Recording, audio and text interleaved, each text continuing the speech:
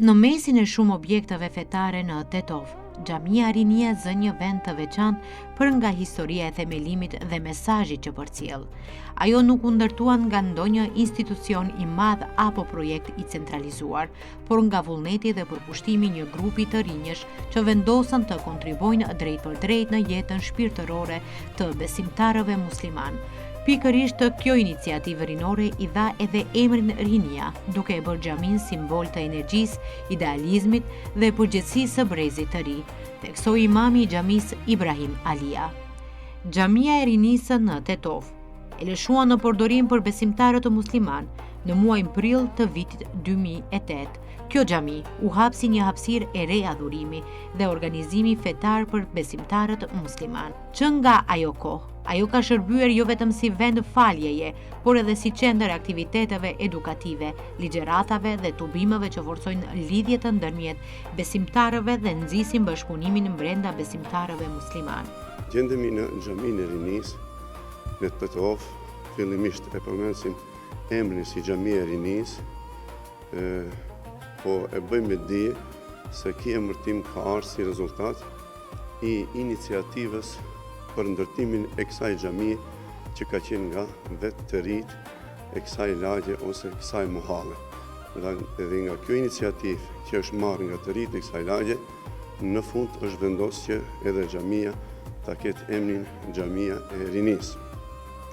Iniciativa për ndërtimin e xhamisë së Rinisë ka filluar shumë herët ose të një xhamie në këtë rajon, por aktivitetet më të theksume ose më të angazhume kanë filluar me fillimin e vitit 2005 dhe dikund prej muajit ditë tret kanë filluar edhe me lokacionin, do të thënë përcaktimin e lokacionit dhe me 21-shin e 04-2005 është hudhur themeli për ndërtimin e kësaj xhamie.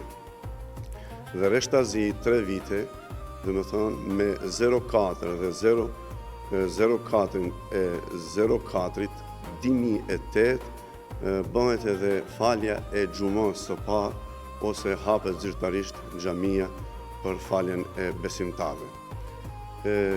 Xhamia e Rinisë ka të i kate, dhe më thonë, ka podrumi një siç e shohim edhe këtu hapësirën kryesore, ka hapësirën kryesore, pra vend faljen e 5 kohëve të namazit të xhumës dhe kemi edhe mafilin lart.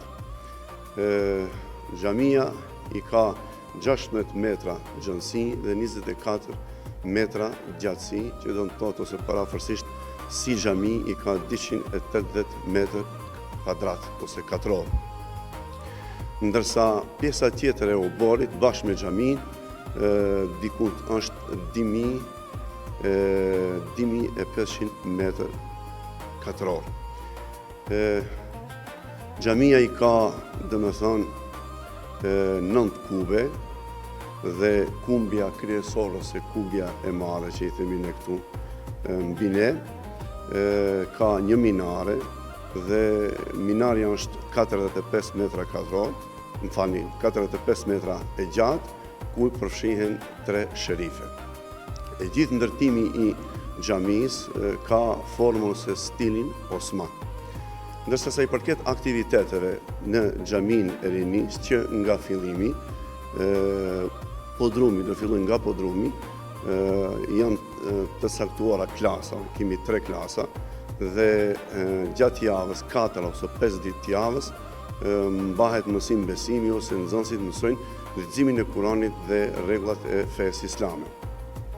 Këtu mund të përmendim se kemi një numër goxha të mirë të nxënësve, dikund te 180 deri 250 nxënës, që llogaris pa lavdar, domethënë, xhamia lën edhe një rol të një shkolle me mbi 200 nxënës. Që vlen të theksohet gjithashtu se në xhaminë tonë kemi të punësuar mësuese për gjinim femërore të moshave të rritura, që nën kuptohet nxënëse nga përfundimi i gjimnazit deri te 60 vite, 65 vite e më natë. Edhe ata organizohen dikun 3 ose 4 ditë në javë dhe bëjnë përgatitjen e leximit të Kuranit, ashtu më shumë ata përgatitin vetëm leximin e Kuranit, dhe nëse përmendim se sa grupe nxënësish kanë dalë nga 2008 deri 2026 që jemi këtu brenda, parafashësisht edhe pak i bëjmë 26 vite, 18 vite, punë llogaritet dikun 14 gjenerata të nxënësit prej gjimnazi të klasa e 3. Çdo gjenerat që ka dalë me përfundimin e hatmes i numëron parafashësisht 40 ose 45 nxënës, ndërsa të moshave të rritura dikun ka 12 gjenerata me nxënës 20 deri në 25 nxënëse. Kjo sa i përket aktiviteteve të mësim besimit që krijen në xhamin tonë e që përfshin pjesën e podrumit. Ndërsa pjesa kryesore e xhamisë, aktivitetet i ka të ndryshme, duke filluar nga falja 5 kohëve të namazit, ligjërata javore kur organizohen, ligjëratat e ditës së xumë është traditë që nga hapja e xhamisë të mbahen ligjërata edhe para namazit të xumas, dikun 25 minuta deri në 30 minuta, edhe ligjëratat e hutbes, domethënë, që e kemi një traditë ose specifik do e quajtë xhamisë së rinis që nga hapja e saj, ligjëratat përgatiten paraprakisht, janë tema që kanë të bëjnë me temat ose prokopimet e shoqërisë tonë gjatë javës ose gjatë muajit, dhe që të gjitha bëhen të shënuara ose me fletë dhe nalt vetëm lexohet fleta ose dersi i përgatitur. Dhe lirisht mund të gjykojmë ose tregojmë se çdo ders ose çdo ligjërat që është mbajtur në hutbe është e shkruar dhe gjendet në arhivin e xhamisë. Gjithashtu mund të përmendim se kjo hapësirë 3 kate që përmendëm, podrumi, vendi kryesor, vendfaljes dhe mafili, gjatë ditës së xumë mund ose merr hapësira dikun 1000 deri 1100 xhamat dhe deri më tash gjykojmë se për çdo herë xhamia është e mbushur dhe kërkohet hapësirë edhe jashtë xhamisë, duke përdorur edhe hasra ose false për të shfrytzuar xhamati i cili ka mbet në kullos ose jashtë objektit të xhamisë. Në këtë drejtim, edhe pse lagja është e madhe, edhe pse ka edhe xhamia të tjera, por ky trend nga hapja e xhamisë deri më tash vazhdon që në xhamin tonë kërkohet për çdo herë të ketë vende të lira për ditën e xumë. Kjo është sa i përket aktiviteteve ose historikut të shkurt, sepse është një histori prej 2005-s e kënej. Dhe një pyetje, pasi që është xhamia e rinisë, sa janë aktiv rinia të themi në xhamisë, sa kontribuojnë ato përveç në ndërtimin e xhamisë që kanë kontribuar, por thjesht edhe në aktivitete tjera fetare? Po, që nga fillimi iniciativa për ndërtim në Këshillin e xhamisë së për ndërtim, unë mund të përmendi këtë rast për shembull që të gjithë kanë qenë ose ai më i madhi ka qenë 40 vjeçar, do të thonë 40 vjet e më poshtë.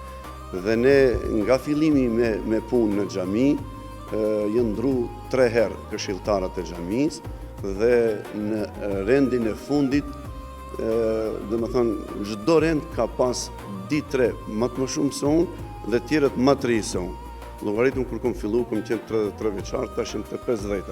Do të thonë çdo herë ka pas të ri që i kemi inkorporuar në Këshillin e xhamisë. Kuptohet, kur do kesin Këshillin e xhamisë të ri, atë do të ketë edhe aktivitete me të rit. Unë vlen të përmendim gjithashtu në mësimin e mësim besimit dhe Kuranin ka grupe edhe të rive që ndoshta kur kanë qenë fëmijë nuk kanë pas mundësinë ta mësojnë Kuranin, tash vinë pas namazit të akşamit së tjacis me hosh tjetër, domethënë, sepse ndoshta u desh ta përmendim, jemi 5 punësuar këtu, 3 të gjenisë mashkullore dhe 2 të gjenisë femërore, që të dija të gjenisë femërore punojnë me nxënësit, tash kemi edhe një tjetër të angazhuar që punon me nxënës.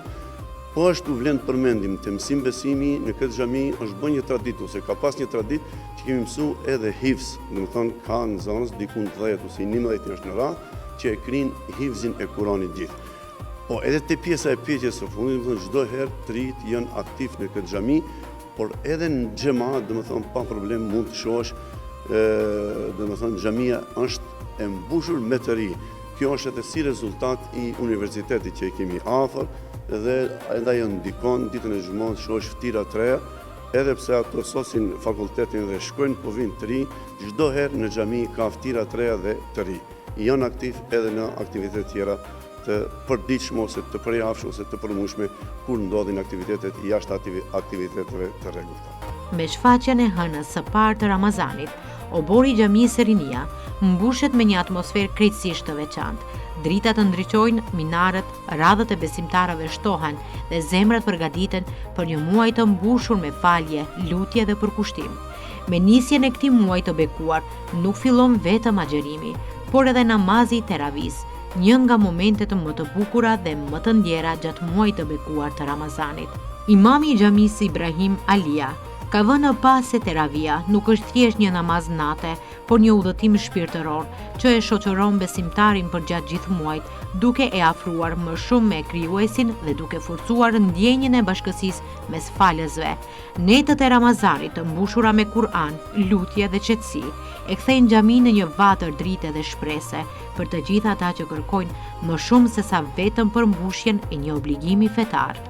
Historiku i teravis ose namazit të teravis që bëhet në muajin e Ramazanit ka fillimin e ka që në kohën e Muhamedit alayhi salatu wassalam. Tregohet ose shkruhet ose ka shkruajtur historia se Muhamedi alayhi salatu wassalam gjatë netëve të muajit të Ramazanit dilte në xhami dhe falte namaz teravih. Kështu e përshkruajnë, një natë, dy natë, tre natë dhe shokët e Muhamedit alayhi salatu wassalam ishin të interesuar atë që bën Muhamedi alayhi salatu wassalam ta bëjnë edhe ata. Kështu që u mbush xhamia ose fillon të bëhet grupi i madh. Muhamedi alayhi salatu wassalam një natë prej natëve nuk dul. Shokët e Muhamedit alayhi salatu wassalam u falën vetë. Një natë di nuk dul dhe pjetën, Muhamedi alayhi salatu wassalam u shpjegoi se kam frikë nëse dal për çdo natë me ju dhe do të bëhet obligim, se tash do të tregojmë se nuk është obligim, do të bëhet obligim do të jetë rënd ndoshta për ju. Kështu që e la të lirë. Dispozita e namazit teravis është sunnet. Është nëse e bëjmë sevap kemi sa të dush, nëse nuk e bëjmë nuk ngarkohemi. Më mrapa vazhduan të falin namazin e teravis shokët e Muhamedit sallallahu alaihi wasallam grupe. I 5-6 vetë ose një grup njerëz me një qosh, grupi tjetër me një qosh, një grup më herët, një grup më vonë, një grup më afër sabahut, një grup më një herë pas yatsin, varësisht se kanë pas orarin e lirë ose mundësinë për të bërë këtë namaz. Në kohën kështu vazhdoi edhe në kohën e Ebu Bekrit, pas ndrimit tjetër të Muhamedit sallallahu alaihi wasallam dhe më pastaj në kohën e Omerit. Omeri e pa të arsyeshme që ti tu boj xhamate që falshin dikush më herët, dikush më vonë, me një kohë dhe me një imam. Dhe nga koha e Omerit radhiyallahu anhu, namazi teravis falet me një imam dhe në një kohë me një xhamat. Dhe kështu vazhdon deri më ditët e sotme. Sa i përket numrit të rekateve të namazit teravis, ka, domethënë, mendime të ndryshme, por shumica e dietarëve të mëdhëve të katër mëdhëve mendojnë ose gjykojnë se namazi teravis falet 20 rekat plus salati vitri. Është siç e përmendëm, është në kategorinë e namazit sunnet, sevapi është shumë i madh, do të përmendim më poshtë ndoshta për vlerën e këtij namazi, sevapi është shumë i madh nëse nuk mund ta bëjmë për X shkaqe ose arsye që i kemi ne, nuk ngarkohemi. Pra është në kategorinë e namazeve nafile që falet pas namazit të yatsis, para namazit të vitrit, në kategorinë e sunet. Atëherë ne themi shpesh, pse bisedojmë ose pse Ramazani, pse ky muaj, se Ramazani do të një nga muajt honor. Këtë muaj e ngriti ose vlerësoi zbritja e Kuranit në këtë kohë, ose fillimi i zbritjes së Kuranit në këtë kohë në natën e Kadrit. E tash, nëse muajin e Ramazanit e vlerësoi ose e madhroi e ngriti Allahu xhaleshanu për shkak të zbritjes së Kuranit, ne tash bëjmë një lidhshmëri tjetër. Namazi teravis falet 20 rekat. Në 20 rekat ne këndojmë Kur'an. Dhe leximi i Kuranit në Ramazan ka vlerën e madhe. Dhe për atë arsye tash namazi i teravis e merr vlerën më të madhe sepse në të lexohet shumë Kur'an, se ka 20 rekat, nuk ka 2 ose 4 rekat, 20 rekat, po ka qenë edhe tradit e shokëve të pejgamberit. Dhe kjo tradit vlen ose vazhdon të jetë edhe në ditët e sotit, ku në për çdo qytet ose në shumë vende në për qytete kemi xhamia ku falet namazi teravis, i themi ne me hatme. Çka do të thotë kjo një sqarim shkurtër? Në çdo rekat këndohet një faqe të Kuranit. Ne kemi 29 ose 30 ditë Ramazan, 30 net kemi teravi. Në 30 netët e teravis, në namazin e teravis, nga 20 rekat lexojmë nga 20 faqe. 20 faqe ka një gjus, komplet Kurani ka 30 gjus. Që do të thotë, imami e fillon me elhamdulillahin, natën e fundit e përfundon me kul eudhu bi rabbin nas. Që do të thotë, e bën një hatme në kam duke qenë në namaz. Dhe kjo e ngren vlerën e namazit të teravis, sepse në namazin e teravis ka mundësi të përfundoje edhe komplet Kurani. E sa vlerë ka të përfundosh Kuranin në namazin e teravis, leximi i Kuranit jashtë namazit e ka vlerën 10 sevape në një shkronjë. Sa shkronja ka, unë ku bëni për llogarit dikun tjetër, dikun ka, dikun 15 shkronja ka një resht me një faqe ka 15 reshta, herë 15 shkronja, komplet Kurani 600 faqe ka 15 reshta, ka 15 shkronja. Allahu alem vetëm me laqet din t'i shënojnë se sa sevape fitohet. Dhe për atë arsye e lidhim atë lidhshmëria e namazit të teravis me Kuranin dhe Ramazanin e bën më të vlefshëm tash leximi i Kuranit që bëhet në namazin e teravis e vlerëson edhe vetë namazin e teravis. Namazi i teravis bënte pjesë të namazet nafile, namazet e natës. Për namazet nafile kemi hadithet të Muhammedit alayhi salatu wassalam që ka thonë namazi më i mirë pas farzit, kuptohet pas 5 vakteve, është namazi i natës. Pasi namazi i teravis bën pjesë të namazet e natës, domethënë pas jacis, e ka këtë vlerë, se na ka lavdruar pejgamberi për këtë. Në anën tjetër, namazet në përgjithësi janë pastrim për besimtarin. Është mundësi për të pastruar nga mëkatet që i bëjmë ne gjatë ditëve, gjatë javës, gjatë muajit edhe gjatë vitit. Është një mundësi për besimtarin brenda 30 netëve ose brenda sa net teravi do të bëje, si namaz nate dhe si namaz nafile, Allahu xhaleshanuhu ta pastrojë nga ato papastërtitë ose në pastrimin e shpirtit, sepse ne të nderuar jemi të përbërë prej dinatirave, asaj shpirtërores dhe asaj trupores. Aq sa ka nevojë trupi të ketë fuqi me konsumimin e ushqimeve ditore, aq ka nevojë edhe shpirti të konsumon ibadete që e pastrojnë dhe e letojnë për t'i bërë punët fetare ose punët e përditshme më mirë në aspekt fetar, për t'i gjikuar sendet më mirë në aspektin fetar. Dhe ne themi kështu, kemi nevojë të konsumojmë ushqime ditore që na forcojnë në aspektin fizik për të shërbyer aspektin shpirtëror. Kemi nevojë të konsumojmë ibadete për të forcuar shpirtin ton që të jetë dirigjues i trupit ton. Asnjëna patjetër s'bën. Nëse e lëm mangët shpirtin, trupi do të breth, trupi do të humb. Nëse trupin e lëm pa ushqim, vetëm mbillem në trim xhami e kemi shkatruar edhe shpirtin. Pra ne jemi të obliguar, prejos Allahu xhaleshanu, ta mirëmbajmë trupin me ushqimet halal që ta shërbejmë shpirtin. Ta mirëmbajmë shpirtin, ta ushqim me ibadete dhe ta forcojmë besimin ton që të mund ta dirigjojmë edhe trupin. Atëherë Muhamedi alayhis salam për vlerën e namazit teravis, siç e shpjeguam se është 30 rekat, na ka thënë kështu: kush e bën ose e realizon namazin e teravis gjatë netëve të Ramazanit me iman, me besim, jo me tërdit, jo me zakon, po me iman dhe besim dhe duke shpresu, duke kërku te Allahu xhaleshanu që ta fal, thot gufire lehuma taqaddama min dhanbihi. Allahu do ja fal mëkatet që i ka bën deri natë. A ka vlerë më të madhe që kur dalëm për Ramazanit, kreta mangësitë që i kemi pas, Allahu xhaleshanu të na pastroj dhe unë po e bëj një krahasim shumë thjesht. Nëse ne dalëm prej trushit të bëjmë pastrim, trupi është shumë i freskët dhe puna bëhet shumë mirë.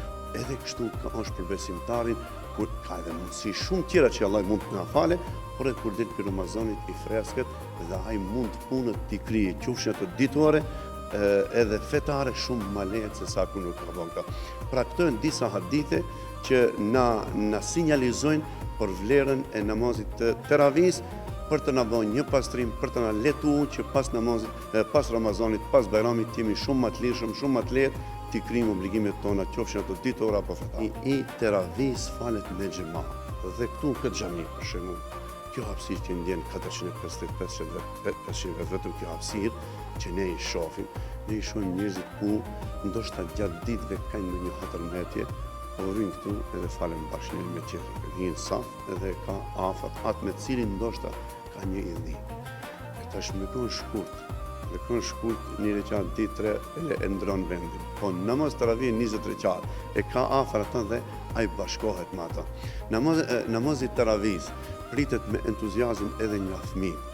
Në aktivitetet e xhamis, duhet më të përmendi. Xhamia jonë është për xhamive të para, që ka filluar të hapet derët edhe për gjinin femërore, jo për xhumat, s'kemi vend, por për Ramazan. Dhe këtu me të madh ose me qejf e presën edhe fëmijët edhe gratë se do vinë në xhami edhe është shumë e lirshme për matë, kanë vendin e posaçëm, në podrumi është në shërbim të gjinisë femërore, edhe ai gëzimi i madh i bën njerëzit të shofish ti kur vinë në xhami dhe kur dalën pi xhami, sa afrohen, sa takohen që ndoshta më brenda vitit se në takun fare. Vinë te xhamia të takohen, përshëndeten, falin namazin dhe kjo e bën që takohen ose të afrohen dhe kur dalën pi xhamie ti themi tjetrit Allah i kabul të përshëndetim edhe të qajmë hallin e dretin me xhamatin. Dhe unë mendoj se kjo është një mundësi në namazet me xhamat, a konkretisht me namazin e teravis, dhe me thonë njerëzit të afrohen edhe të lidhen me njëri tjetrin, ndoshta atë që përmendën dhe hatërmbetjet që i kanë, bëhet sebeb namazi me xhamat i teravis edhe ti te i kalojnë, sepse nuk i thush një njerëzit që se dush Allah i kabul, ja urësh ose Bajramin, ose Allah i që pranoj namazin njerit që i da dush. Dhe bëhet sebeb pjesë ti që hatërmbetjet inshallah do kalojnë. Kjo unë mendoj se e bën një mundësi për afrim, për gëzim, edhe për fëmijët, edhe për gjinin femërore, edhe për xhamatin në përgjithësi, e shkumja, e ardhmja, e falmja, e bën që të se një ofrim i xhamatit namazit taravih. Siten për këtë muaj, shpirtërisht, fizikisht, i shohin ato mangësit që mund t'i kesën, që nëpërmes Ramazanit mos dëmtohen, konsultohen me mjekët, sepse Allahu xhaleshanuhu na ka porositur për ne. Ramazani është mundësi për ne, edhe taravih është mundësi, mos e mendojmë si ngarkesë. Ramazani është që të një pastrim. Për atë arsye Allahu xhaleshanuhu e ka bën për ato që mundin. Dhe ne duhet t'i shohim këto paraprakisht, a jemi në grupin që mundin ta agjërojmë. Nëse jemi në grupin, për një asnjë çmim mos e lëm pa e agjëru ditën e Ramazanit, ose nëse kemi mundësi për një asnjë çmim mos e lëm pa e fal namazin e teravih, sepse ka një vlerën e madhe. Unë uroj që besimtarët, se kjo është obligim për besimtarët, ta kuptojnë rëndësisht se çka është Ramazani dhe çka është namazi teravih, dhe që shfrytëzohen këto filtrime, unë i quaj shpesh, që kur dalëm për Ramazanit, sepse jemi krijesa ose jemi njerëz besimtar që jetojmë në një kohë ku çdo hap ne mund të bëjmë gabime dhe në çdo hap mund të ngarkohemi. E shqir Zoti që Allah nuk ka thonë ai që ngarkohet dhe mos ka shpëtim, po ka thonë shfrytëzoni filtrat. E filtrat janë e xhumaja, është Ramazani, është haxhi, është agjërimi, është teravia. Pra është mundësi për ne që të shfrytëzojmë këto filtra e inshallah Allahu xhaleshanuhu të na pastrojë, sepse kur dalëm para Allahu xhaleshanuhu nuk do të dalëm gjithë pa gjunahe. Por nëse do të kemi më shumë sevape, nëse do të randojnë sevapet, inshallah Allahu xhaleshanuhu për hir të sevapeve që i kemi do na i falë gjunahet. Pra porosja ime do të ishte për gjithë besimtarët musliman, jepni mundësi vitit tuaj, shëndetit tuaj, jepni mundësi kohës që e keni përpara, bëni këto ibadete, bëni këto obligime, sepse janë në dobinë tuaj, nuk janë në dobinë as të imamit, nuk janë në dobinë as të Zotit. Zoti vetëm kënaqet me punën tonë, përndryshe as në dobi si shkon atij, pra është në dobinë tonë. Muaji i Ramazanit është një mundësi e artë që nuk duhet humbur. Me fillimin e agjërimit dhe faljen e namazit të teravis, besimtari hyn në një rrugëtim të ri shpirtëror, ku çdo natë është mundësi për pastrim të zemrës, reflektim dhe afrim me Zotin. Teravia si simbol i netave të Ramazanit e forcon ndjenjen e unitetit dhe e mbush xhamin me jetë, dritë dhe përkushtim. Andaj, ky muaj nuk është vetëm një periudhë kalimtare në kalendar, por një shkollë shpirtërore që na mëson durimin, mirënjohjen dhe solidaritetin, vlera që duhet t'i bartim me vete edhe pas përfundimit të tij.